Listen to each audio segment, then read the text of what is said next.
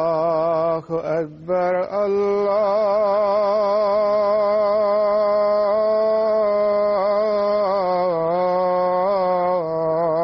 الله أكبر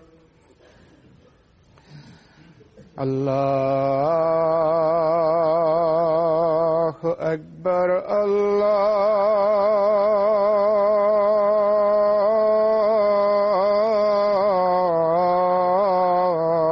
الله أكبر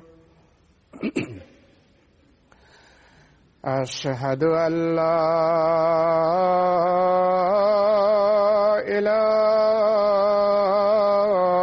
إله إلا الله أشهد أن لا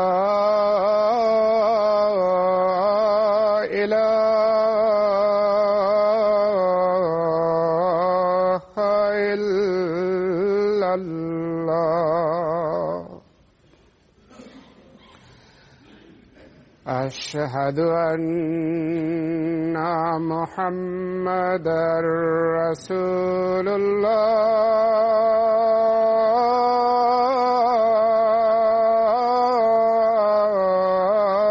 الله أشهد أن محمدًا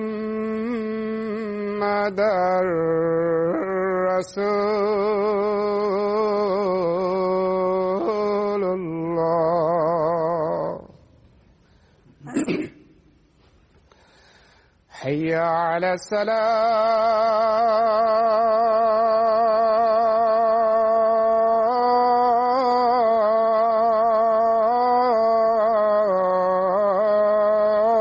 الصلاة حي على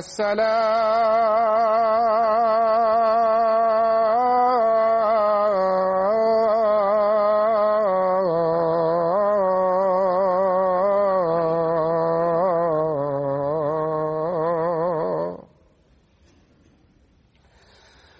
حي على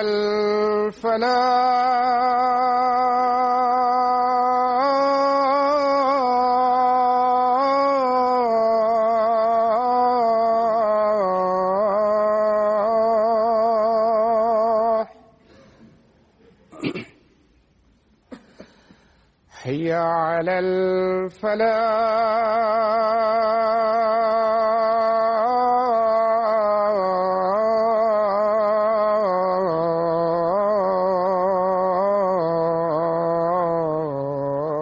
الفلاح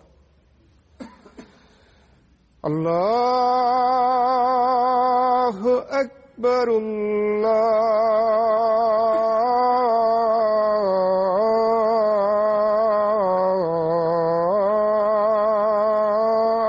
الله أكبر لا إله إلا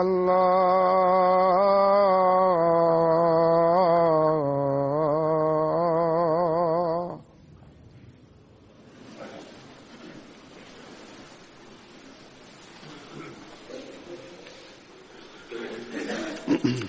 السلام عليكم ورحمة الله.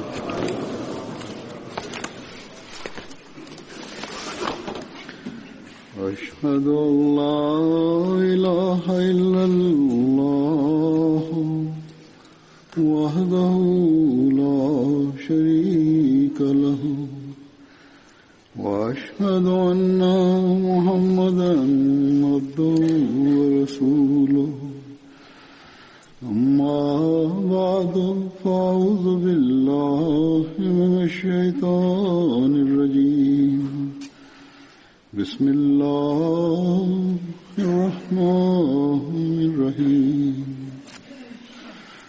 الحمد لله رب العالمين الرحمن الرحيم مالك يوم الدين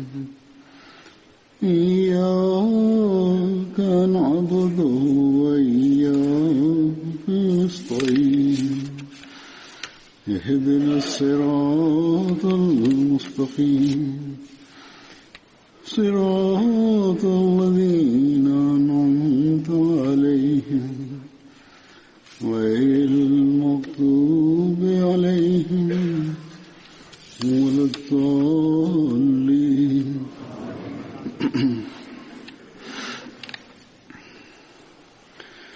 Sot kisha dashur të përmend së pari disa sahab të Bedrit dhe më pas të flisja rreth jetës së Mirza Anes Ahmed Sahibit, i cili ndroi jetë ditët e fundit. Por kaq shumë më kanë shkruar njerëzit rreth tij saqë mendova të udhës që të përmend vetëm Anes Sahibin. Mirza Anes Sahibi, i cili ishte djali i madh i Hazrat Kalifit të tretë të xhamatit, ndroi jetë ditët e fundit në Rabwa në moshën 81 vjeçare. Inna lillahi wa inna ilaihi raji'un. Ai gjithashtu ishte nipi më i madh i Hazrat Kalifit të dytë, pra të birit i premtuar, nipi nga babai dhe nipi nga nëna i Hazrat Nawab Mubaraka Begum Sahibas dhe Hazrat Nawab Muhammad Ali Khan Sahibit. Kështu ai ishte edhe djali i dajes sim. Ai studimet e para kreu në Kadian dhe më pas studimet e tjera në Rabwa. Nga Universiteti i Punjabit mbaroi masterin dhe më pas shërbeu pak kohë në atë kolegj dhe më pas erdhi në Angli dhe mbaroi masterin tjetër në Universitetin e Oxfordit. Me bekimin e Zotit, ai dedikoi jetën në vitin 1955 dhe filloi punën, pra shërbimin, në vitin 1962. Në punë ai ishte shumë i zellshëm, shërbeu në shumë zyra të xhamatit, ishte shumë punëtor, kishte një vullnet të jashtëzakonshëm, kishte njohuri të thella në hadithet, pra në shkencën e haditheve, në filozofi dhe në gjuhë dhe letërsinë angleze. Kishte shumë dashuri ndaj haditheve dhe për këtë arsye studimin e parë arriti nga i nderuar Maulvi Khurshid Ahmed Sahibit. Mbante libra nga më të rrallë në shtëpinë e tij dhe çdo student që vinte në shtëpinë e tij, sidomos për hadithet, i jepte informacion shumë të vyer. Kishte të gjithë librat kryesor të haditheve në shtëpinë e tij që ai kishte marrë nga shtëpi botuese të ndryshme. Kur ai e dedikoi jetën, atëherë, pra në vitin 1955, ishte koha e Hazrat Kalifit të dytë. Atëherë Hazrat Kalifi i dytë, radhiyallahu anhu, tha që unë bëra thirrje në xhamatit që njerëzit të dedikojnë jetën dhe më pas më erdhën 3 kërkesat e para. Njëra prej tyre është e nipit tim Mirza Anes Ahmedit, i cili është djali i Mirza Nasir Ahmedit. Allahu i mundsof që ta plotësojë në jetën e tij. Dhe Anes Ahmedi më shkroi, unë mendoja që të mbaroja një herë juridikun dhe pastaj të dedikoja jetën, por tani po them që më caktoni ku të doni. Me bekimin e Zotit, ai shërbeu për plot 56 vite në zyrat e ndryshme, në sektorët e ndryshëm të xhamatit. Fillimisht ai ishte si pedagog në Kolegjin Talimul Islam të xhamatit dhe më pas në 75-ën u caktua si Naib Nazir Islahu Irshad, më pas si Additional Nazir Islahu Irshad, pastaj qëndroi si sekretari privat i Hazrat Kalifit të tretë dhe më pas edhe i Hazrat Kalifit të katërt gjatë turneve të tij në Evropë. Më pas u caktua si administratori Fakultetit të Xhamatit për Teologji, ka qenë edhe Nazir Talim, më pas Naib Nazir Divan dhe më pas ishte edhe vakilul ishaat dhe më pas u caktua si vakilu tasnif, pra drejtori i botimeve të xhamatit dhe në të cilin nga viti 1909, pra 1999 shërbeu deri në fund të jetës së tij. Edhe pse në vitin 1997 ai doli në pension, prap Zoti i dha mundësi të shërbente edhe pasi kishte dalë në pension. Edhe në Khudamul Ahmadiyya edhe Ansarullah shërbeu në pozita të ndryshme, përktheu në gjuhën angleze librin e famshëm të Mesihut Premtuar Islam Berahin e Ahmadiyya, Mahmud Kiamin, dhe këto ditë po redaktonte librat e Mesihut Premtuar Islam si Surme Chashmaria, Aizale Oham dhe Dure Thamin, pra në anglisht. Shkollat e xhamatit që janë hapur në skemën e Nasir Foundation, ai ishte drejtori i atyre shkollave, ishte antar i Këshillit të Fetvas të xhamatit, gjithashtu antar i fondacionit Nur, një fondacion i cili u themelua për përkthimin e librave të hadithit dhe për komentimin e tyre. Dhe këto ditë ai ishte duke përkthyer në urdu Musnedin e Ahmed bin Hanbelit. Në historinë e xhamatit ka një ngjarje rreth tij që përmend Hazrat Kalifi i dytë i Mesihut Premtuar radhiyallahu anhu. Kjo në fakt rezaton sakrificën e jashtëzakonshme të Hazrat Kalifit të dytë, por nga që përmendet edhe emri i të ndjerit Mirza Enes Ahmed Sahibit, po ju a tregoj këtu. Hazrat Kalifi i dytë radhiyallahu anhu thot: kur mërguam nga Kadiani dhe erdhëm këtu pra në Rabva, i kisha porositur antarët e familjes që ata do të merrnin po aq bukë nga kuzhina e xhamatit, pra bukë indiane si pite. Sa thot marrin familjet e tjera. Ishte një situatë të vështirë për xhamatin dhe të gjitha familjet merrnin bukë nga kuzhina e xhamatit. Për shkak të vështirësisë financiare në atë kohë, kisha porositur që kuzhina e xhamatit do t'i jepte çdo njeriu vetëm nga një bukë, pra një bukë për frymë, ose një çapati për frymë. Dhe edhe antarëve të shtëpisë time u kisha thënë se kaq do ta merrnin edhe ata. Një ditë, nipi im Enes Ahmedi erdhi duke qarë. Njerëzit e shtëpisë më thanë se ai po ankohe, se nuk ngope dot vetëm me një roti ose një çapati. U thash, më shumë se një nuk mund t'jap. Nëse ai nuk ngopet me kaq, mua më jepni gjysmën dhe gjysmën time tjetër jepja një atij. Pra, unë do të ha gjysmë çapati dhe ai do të haje një gjysmë. Kur do ta heqim kushtin e një buke për person për antarët e xhamatit, edhe juve do t'ju jap më shumë bukë, u thash. Por për sa kohë që mysafirët do të hanë nga një bukë, gjysmën e bukës time, ju thash, jepja një Enesit. Më vonë situata u përmirësua dhe jo vetëm që tokat në Sind dhanë prodhim të bollshëm, Zoti i Madhërisëm hapi edhe rrugë të tjera të ardhurash për xhamatin dhe rrjedhimisht u hoq edhe ky kushtëzim. Dhëndri i tij Mirza Wahid Ahmed Sahibi thotë që një herë unë po do të udhtoja për në qytetet Bukhara dhe Samarkand.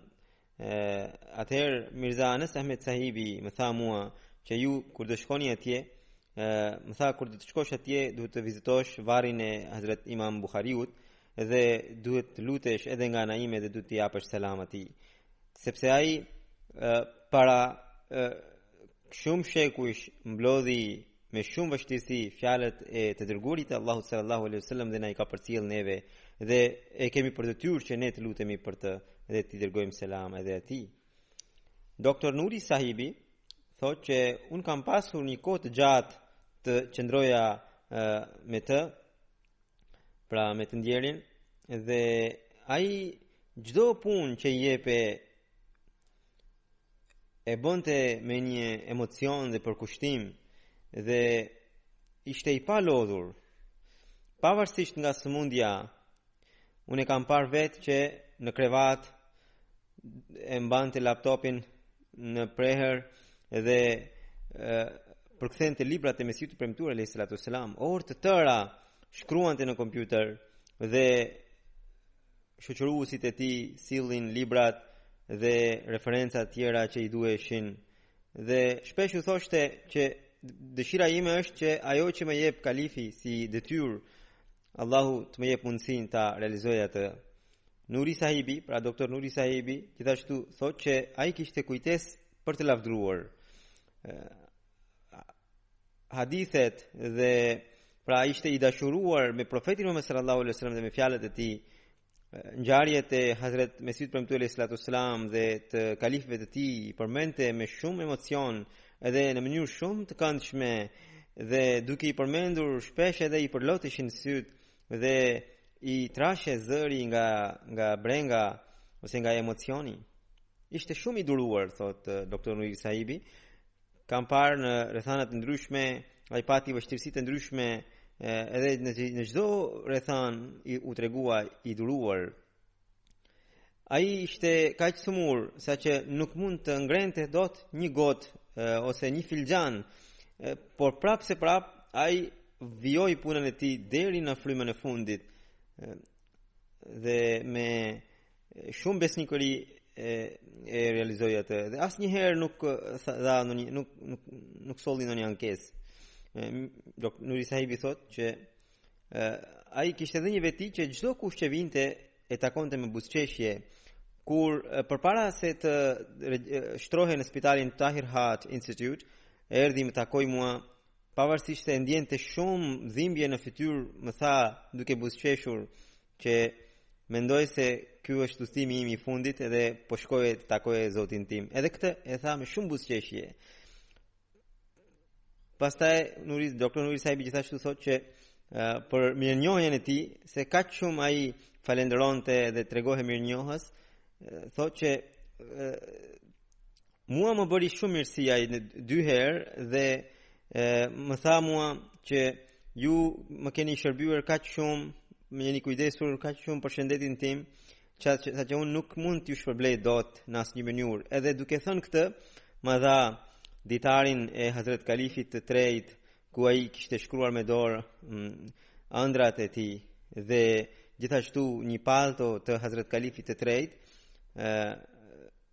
Dhe gjithashtu ai tregoi shumë dëmshuri ndaj ekipit të mjekëve që ishin atje në Tahir Heart Institute. Doktor Sahibi thotë se unë e kam parë në shtëpinë e tij dhe bibliotekën, gjitha raftet të mbushura me libra dhe deri në tavan ishin të mbushura raftet, edhe aty kishte libra për shkencë, për sociologji, për tema të ndryshme, edhe ai tha se i kam lexuar, tha. Vajza e të ndjerit mirë Daud Ahmed Sahibit thot që duke dëgjuar vdekjen e Mirza Anes Ahmed Sahibit më kujtuan shumë gjëra të Hazrat Kalifit të Tretë. Dhe ajo më shkroi që kur po e martonim vajzën ton, po bënin organizimin e dasmes dhe pash që Mirza Anes Ahmed Sahibi kishte ardhur, ishte në sallë shumë para kohe. U habita, pse ka ardhur kaq herët? Shkova dhe pash që ai po qante dhe pyeta se çka kishte, më tha, më mori shumë mall për babain tënd edhe erdha këtu edhe bëra dua për ty. Djali i motrës së tij, Amir Ahmedi, shkruan që ai na donte shumë edhe gjatë vështirësive, edhe gjatë gëzimeve. Çdo shtëpi ka ulje ngritje, por një personalitet si i ndjeri ishte shumë i volitshëm për ne, sepse na jepte këshill. Edhe kur shikonte që ne ose dikush u prek nga këshilla e tij, menjëherë i kërkonte falje. Muniruddin Shams Sahibi, që është additional wakilu tasnif, pra drejtori i botimeve, thotë që kam pasur shumë herë mundësi për të bërë takime pune me të, dhe ai edhe pse ishte shumë i madh në moshë me mua edhe në dije, asnjëherë nuk u tregua i rrept ndaj meje. Munir Sahibi thotë që shpesh herë e takoja dhe pash që ai ishte shumë ndihmës, shumë bashkëpunues. Sa herë që i kemi dhënë një punë e kreu me përkushtim, gjithmonë thoshte më jepni më shumë punë, edhe thoshte gjatë sëmundjes të bëj sa më shumë punë, aq më mirë për mua. kishte lidhje të veçantë besnikërie edhe me kalifatin. Shpesh më thoshte jepi salamin tim kalifit dhe shpesh Munir Sahibi më thoshte këtë gjë. Edhe pyeste mos i mbeti pra mos ka mbetur i paknaqur kalifi nga puna ime, edhe shpesh e pyeste këtë. Pavarësisht nga sëmundja, punën që ja jepnim e realizonte me shumë gëzim edhe përpiqje ta përfundonte sa më shpejt. Ai pati mundësi të jepte shërbime të vyera për përkthimin e librave të Hazrat Mesihut Premtuari sallallahu alaihi wasallam në gjuhën angleze. Disa pjesë të Barahine Ahmedias ai përktheu në një nivel shumë të lartë. Dhe pastaj edhe ekipi ynë, thot Sham Sahibi, kur jepnin via përfundimtare, ai me shumë përullësi pranonte dhe edhe unë, huzuri thot se edhe unë, kur i kam kërkuar në një mendim, çdo herë më ka dhënë mendimin e tij në mënyrë shumë të argumentuar. Pra ishte një dietar i madh, sot xhamati e ka humbur këtë dietar, Allahu i dhënt dietar të shumë të tillë xhamatit. Të gjithë misionarët më kanë shkruar që kanë pasur mundësi të takonin atë, dhe Sham Sahibi, që një veti të veçantë që ai kishte, që i respektonte jashtëzakonisht shumë misionarët dhe edhe i edukonte. Hafiz Muzaffar Ahmed Sahibi, edish në Nazir Islahu Irshad të Rabvas, thot që Mia Anas Sahibi kishte veti të ndryshme, edhe vetit më të spikatura të tij ishin dashuria ndaj Zotit, dashuria ndaj Kuranit, dashuria ndaj profetit, thjeshtësia, dëmshuria dhe përmbushte detyrimet ndaj Allahut dhe ndaj krijesave, i ndihmonte të varfërit. Asnjëherë nuk ndodhte që ne me sa kemi parë kur i vinte ndonjë për të kërkuar diçka, ai të kthente duar bosh. Hafiz Sahibi thotë që ishte një njeri i dijes, edhe për këtë ai edhe u bë shumë përpjekje, bëri shumë përpjekje. Ai më tha që Hafiz Sahibi thotë se më tha që kur ka mbaruar klasën 10 gjatë pushimeve të saj, më tha që kisha përfunduar se lexuari për herë të parë gjithë librat e Mesihut Premtuari sallallahu alaihi wasallam. Këtë huzuri thotë, këtë më ka shkruar edhe mua, madje në një letër, që leximin e parë të librave të Mesihut Premtuari sallallahu alaihi wasallam i kisha kryer në moshën 15-16 vjeç. Ishte i dashuruar me profetin Muhammed sallallahu alaihi wasallam. Hafiz Sahibi thotë që edhe për këtë arsye edhe unë pata shumë mundësi të takoja se për shkak të shkencës së hadithit dhe kishte arritur të fitonte njohje edhe në gjuhën arabe, aq sa që lexonte librat e haditheve, jo vetëm librat, por edhe komentimet e tyre që janë shkruar nga dietarët në gjuhën arabe. Unë kam parë vetë që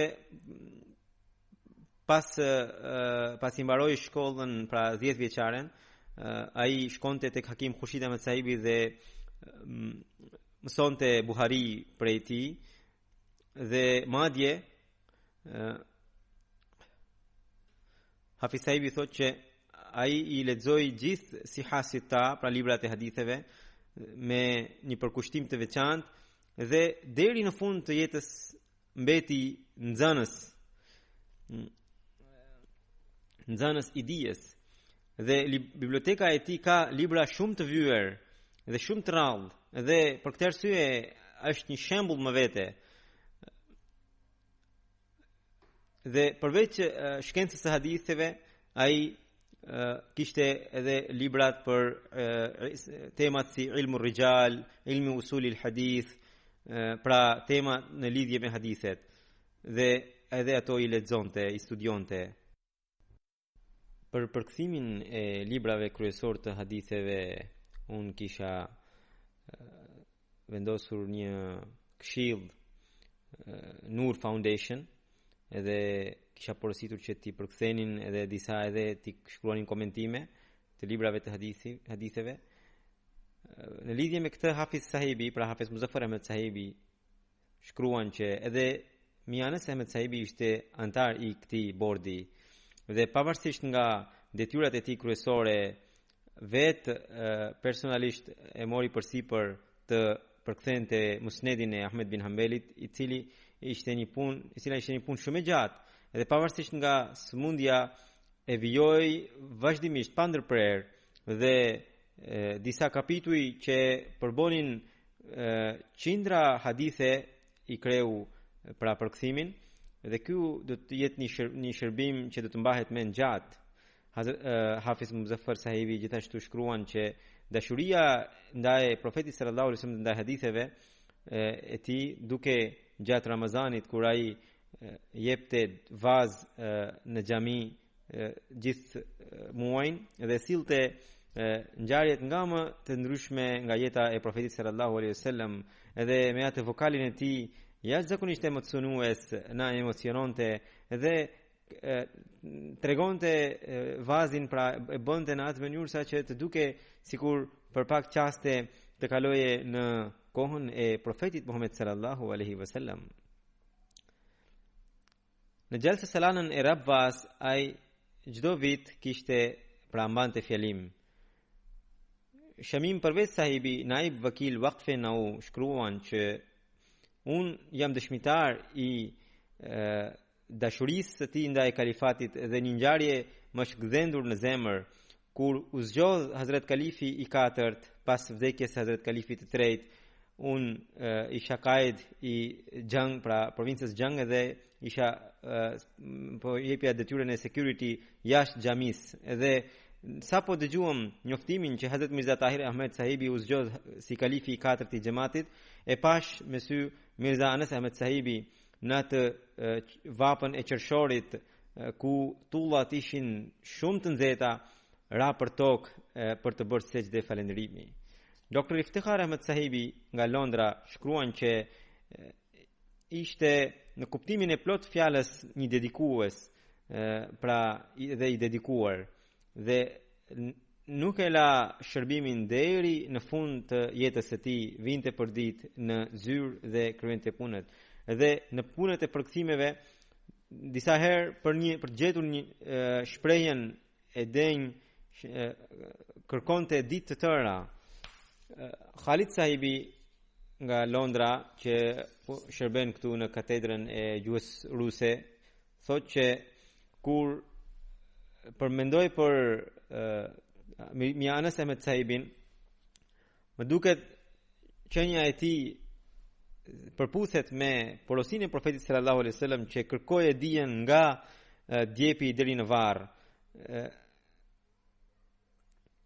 Kishte etje të rrallë për të gjetur gjëra të reja të dijes, dhe hadithet e profetit sallallahu alaihi wasallam i studionte në veçanti, thot Khalid Sahibi, dhe gjithashtu kishte shumë dëshirë të mësonte gjuhë të ndryshme.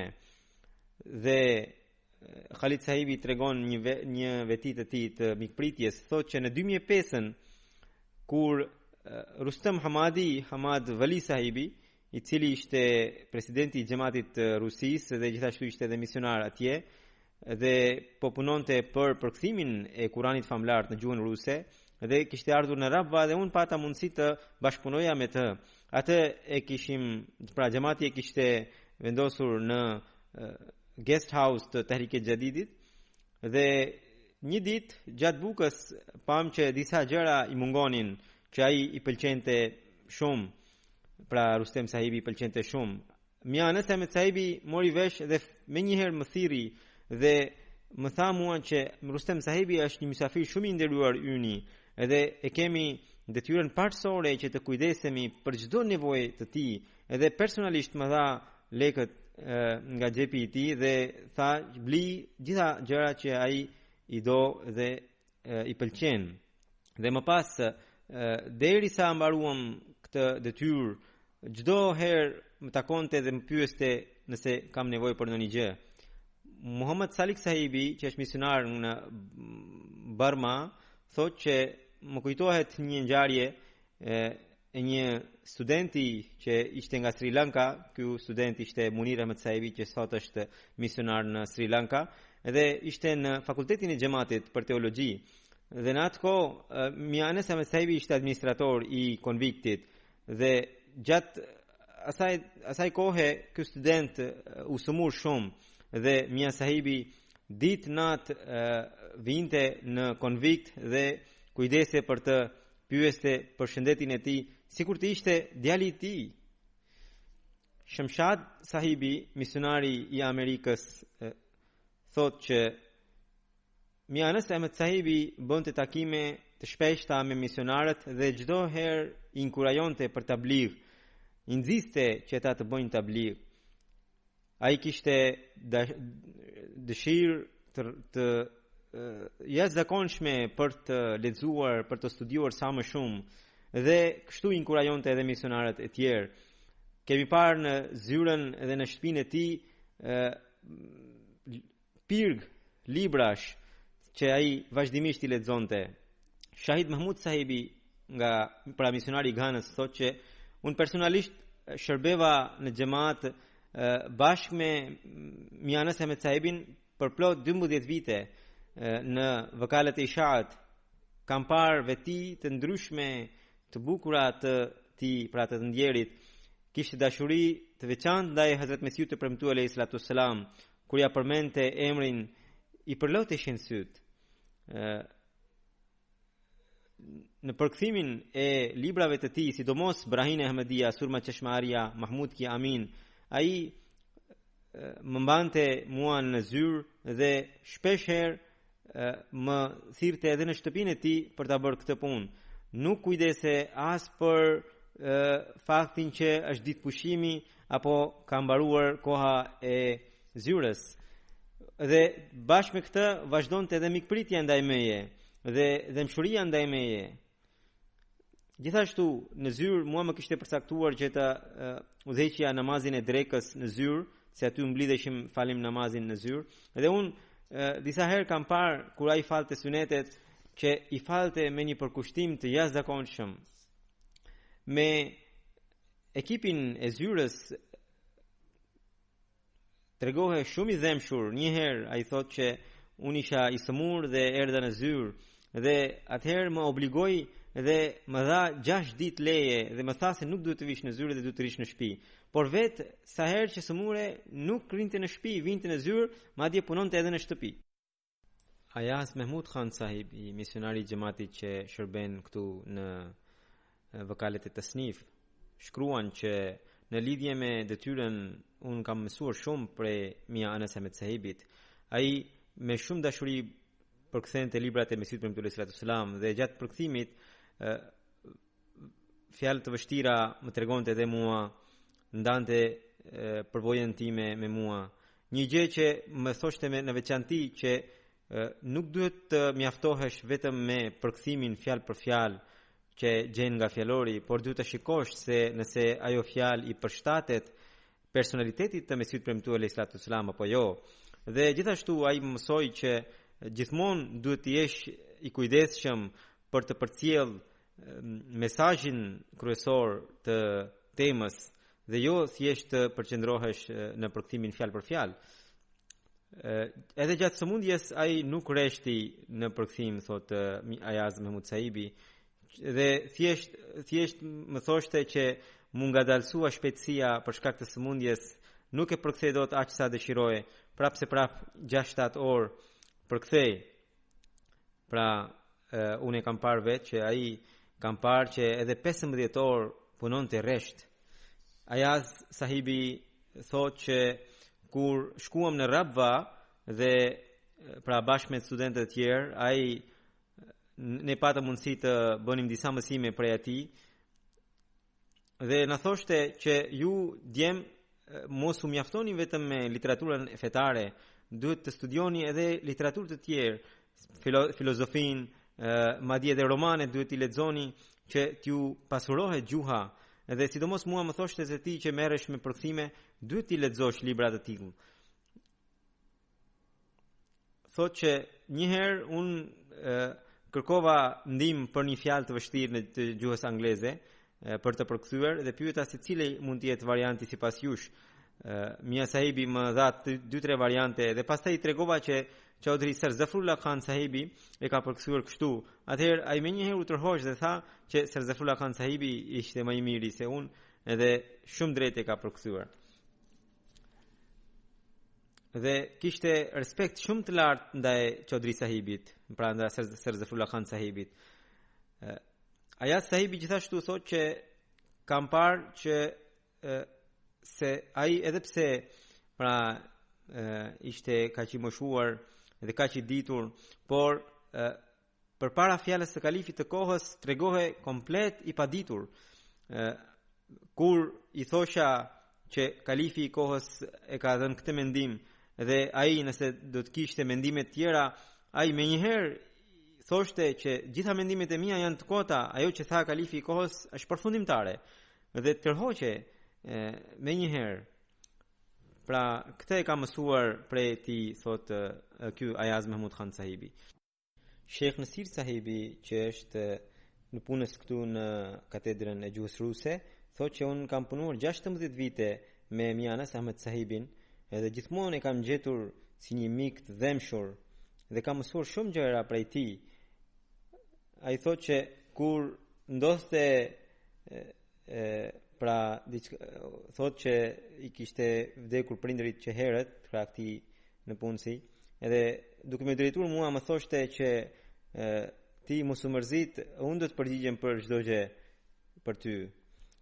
Ishte shumë i dhemshur, edhe sikur të gaboja ndonjëherë dhe ai na qortonte, dhe ai qortimi ishte jashtëzakonisht i lehtë, asa që ne nuk e ndjenim dot. Menjëherë më pas na kërkonte falje dhe kur zemërohe vetëm nuk fliste për pak kohë, edhe atë këtë gjendje e kalonte nëse i vinte ndonjë telefonat ose dikush tjetër për të takuar, edhe bëhe sikur gjithçka ishte lënë hares. Dhe kur kalifi i kohës i ngarkonte me ndonjë detyrë, mblodhte gjithë stafin e punës edhe përcaktonte përgjegjësitë për gjithë secilin, edhe punën më të vështirë e merrte për vete dhe përpiqej maksimalisht për ta përfunduar atë. Ne nuk kemi parë konceptin e pushimit apo të lejes tek ai, edhe në shtëpi duke shtrirë në krevat punonte, pra duke përkthyer libra literaturën e xhamatit. Shpesh vinte në zyrë me bicikletë, edhe Zahid Mahmud Majid sahibi, që është në punës në zyrën e botimeve, thot që unë kam pasur kohë mundësi të shërbeja bashkë me Mia Anas Ahmed sahibin. Ishte i dashuruar me kalifatin, kur donte të shkruante në një letër kalifit të kohës, emocionohe, më thirrte mua dhe unë i shkroja. Dhe sipas pra Mahmud Majid sahibit, edhe ai këtë shkruan që kur ngarkohej me ndonjë punë përfundonte me kënaqësi, dhe kur e pengonte shëndeti shqetësohej shumë. Mahmud Majid sahibi gjithashtu shkruan që unë kam pasur gur në veshka dhe unë operova në spitalin Fazli Umar, dhe babai im më tha që derisa përfundoi operacioni im, unë isha në sallë dhe ai, pra Mianas Ahmed sahibi, priste për jashta dhe bënte dua vazhdimisht për mua. Muhammad Din Bhatti sahibi, që është gjithashtu në punës në zyrën e botimeve, thotë që unë kam punuar në zyrën e tij, pra në zyrën e Mianas Ahmed sahibi, nga viti 1995 deri sa të ndroi jeta ai. Dhe gjithmonë e kam gjetur një njeri që respektonte të tjerët. Kur më thirrte për ndonjë punë, së pari më thoshte të ulesha në karrige dhe pastaj të flisja. Kur tregohe i pakënaqur ndaj ndonjë në punësi, menjëherë e largonte këtë gjendje, madje derisa nganjëherë ndodhte që ai u kërkonte falje në punësve. Edhe kaq shumë sa që neve na vinte turp. Dhe një ditë ndodhi që ai më dha një punë dhe unë e refuzova dhe thash se nuk do ta bëj. Dhe ky ishte një gabim shumë i madh që kisha bërë, por ai më fali dhe vetëm më tha, nuk duhet të përgjigjesh në këtë mënyrë. Ai thotë që për disa kohë kam pasur probleme në gjujt dhe un vija me vonesë në zyrë dhe aty ka rregull që nëse vjen me vonesë vihet një kryq në regjistrin e apelit dhe nëse kjo gjë përsëritet për një kohë të saktuar, atëherë konsiderohet të leje për një ditë. Dhe ai, pra Mia Anas Ahmed Sahibi shkoi tek Vakilul Ala Sahibi dhe rekomandoi për mua që kjo gjë të mos bëhe për mua sepse un kisha probleme me gjurin dhe nuk mund të vija dot në kohë në zyrë. Dhe blinte libra dhe uniforma për nxënësit, për studentët që ishin të varfër edhe shkruante letër rekomandime për ta në zyrat e xhamatit. Ehsanullah Murabi Sahibi, që është në Gan, thotë që un kam punuar 9 vite me të në zyrën e botimeve, kam parë dhe respektin edhe dashurinë ndaj kalifatit. Edhe ai vet na thirrte shpesh në kohra të ndryshme dhe na duke sikur na injektonte dashurinë dhe një herë më tha që do të dërgoj një faks kalifit të kohës, edhe aty shkroi vet Hazret Kalifi i pesti me sy të premtuar, Allahu ju ndihmoft fuqimisht, dhe më pas u ndal dhe për disa minuta më tregoi gjëra të ndryshme të kalifatit. Pra ishte shumë i dhëmshur ndaj nëpunësve, edhe pse ishte i sëmur, tregohej i buzëqeshur, nëse dikë një ditë e qortonte, 2 ditë të tjera tregonte dashuri ndaj tij, aqsa që ta, domethënë, turpëroheshin, pra u vinte turp. Edhe ai qortimi çfarë ishte? Jo në një fjalë e rënd, por thjesht ngrinte zërin. Kur shikonte në zyrë dikush tregohej i ashpër, ai menjëherë distancohej me të. Muhammad Talha Sahibi, që është profesor i haditheve në xhamia të xhamatit edhe po bën specializimin atij, ai thotë që për të marrë mësim për të bërë një kurs unë edhe Sejed Fahim Ahmed Sahibi shkonim për një vit tek Mirza Anas Ahmed Sahibi dhe mësonim hadith për e tij dhe çdo ditë ai na mbante këtë mësim, edhe kur ishte i sëmur na thirrte në shtëpi, pra kur nuk mund të vinte në zyrë, na thirrte në shtëpi dhe nuk mungonte nga mësimi. Asif Uwais Murabi Sahibi, pra misionari i xhamatit që shërben në zyrën e botimeve, thotë që kam disa muaj që jam përcaktuar në këtë zyrë, edhe pikërisht këto muaj për mua ishin momente shumë të veçanta. Çdo herë Mia Anas Ahmed Sahibi u kujdes shumë mirë për mua, edhe pse ishte 55 vjeç më se unë, por kur qëndroja me të, më duke sikur ky dallim moshe ishte sa për emër, dhe bënte edhe shaka për të mbajtur dëmshuri në bisedë, dhe thotë që ai ishte ngarkuar për të përkthyer Musnad Ahmad bin Hanbal në këtë moshë, në këtë kohë të vështirë shëndeti, por vullnetin dhe kurajen e kishte të pakund shoq. Nuk mund të shikoje dot asnjë shenjë dëshpërimi në fytyrë. Xhamia Ahmadiyya Rabwa, pra fakulteti i xhamatit, është një student, Muhammad Kashif Sahibi, ai në temën e diplomës së tij që ishte për temën sekretaret private të kalifit, shkonte dhe vizitonte këtë. Dhe ai thotë që pavarësisht nga sëmundja më dha intervista të gjata, një herë shumë emocionuar më tha që gjithë përpjekja dhe mundi i njeriu është asgjë. Ky është, thotë, përmbledhja e jetës time dhe gjithçka është bekimi i Zotit dhe të jesh i lidhur me kalifatin, tha Mia Anas Ahmed Sahibi. Nga Rabwa, Asif Ahmed Zafar Sahibi thotë që disa ditë para se të ndronte jetë, ai ishte shtruar në Tahir Heart Institute. Unë shkova për të vizituar, pavarësisht kishte shumë dhimbje edhe kishte maskë oksigjeni në fytyrë. Shkova dhe kur u prezantova, hoqi maskën dhe bisedoi me mua. I thash, Mia Sahib, inshallah Zoti ju bekon, pra në lidhje me shëndetin, i thash. Dhe ai më tha, edhe nëse më thret Zoti, edhe ky është bekimi i tij.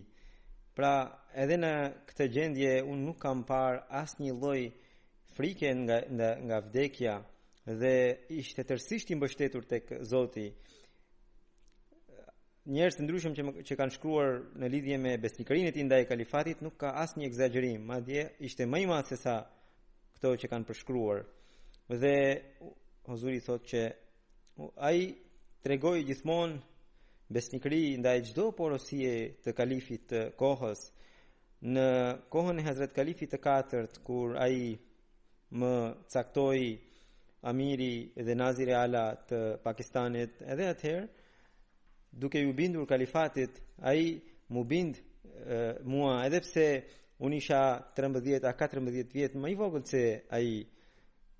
Dhe pastaj edhe kur u bëra kalif, ai pra i ndjeri u tregua jashtëzakonisht besnik dhe i bindur ndaj porosive të mia. Allahu i madhërisëm e mëshiroft, e falt dhe kërkimin e bekimit të Zotit që ai tregoi, Allahu i madhërisëm ja mundsoft dhe e bëf që ai të gjej vendin pranë të dashurve të tij dhe edhe fëmijët e tij i bëf që ata të jenë besnik të kalifatit, të ndjekin gjurmët e tij. Kur para disa muajsh ndroi jetë Mirza Ghulam Ahmed Sahibi, ai kishte parë një ëndër dhe këtë ëndër ju kam treguar edhe në hutbe, do ta tregoj edhe këtu prap. Ai thotë që pra më shkroi që natën kur Mia Ghulam Ahmed Sahibi ndroi jetë pikërisht në ato çaste, unë po shikoja në ëndër që vllai Khurshid dhe Mia Ahmedi kanë shkuar tek Allahu dhe Allahu i madhërisëm atje ata takuan me profetin Muhammed sallallahu alaihi wasallam dhe Mesihun premtues sallallahu alaihi wasallam, dhe duke i parë ata më lindi dëshira që edhe unë ti kisha takuar ata. Atëherë i thash, Allah, o Allah, edhe mua më jep vend pranë teje. Atëherë Allahu më tha, hajde edhe ti, e kështu më dha mundësinë të isha pranë atij dhe profetit sallallahu alaihi wasallam. Kështu që Zoti i madhërisëm vetë gjatë jetës së tij kishte dhënë lajmin e mirë të faljes dhe të mëshirës. Zoti ia ngrit nivelet në xhenet dhe i bëft edhe fëmijët që të jenë të dëlirë dhe në rrugën e drejtë.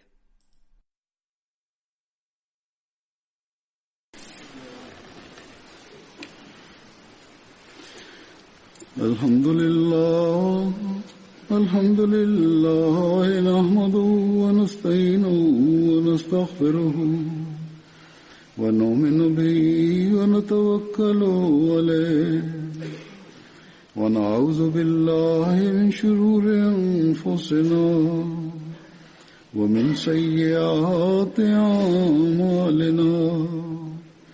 من يهده الله فلا مضل له ومن يضلل فلا هادي له ونشهد أن لا إله إلا الله ونشهد أن محمدا عبده ورسوله. عباد الله رحمكم الله، إن الله يأمر بالعدل والإحسان وإيتاء ذي القربى وينهى عن الفحشاء والمنكر والبغي يعظكم لعلكم تذكرون.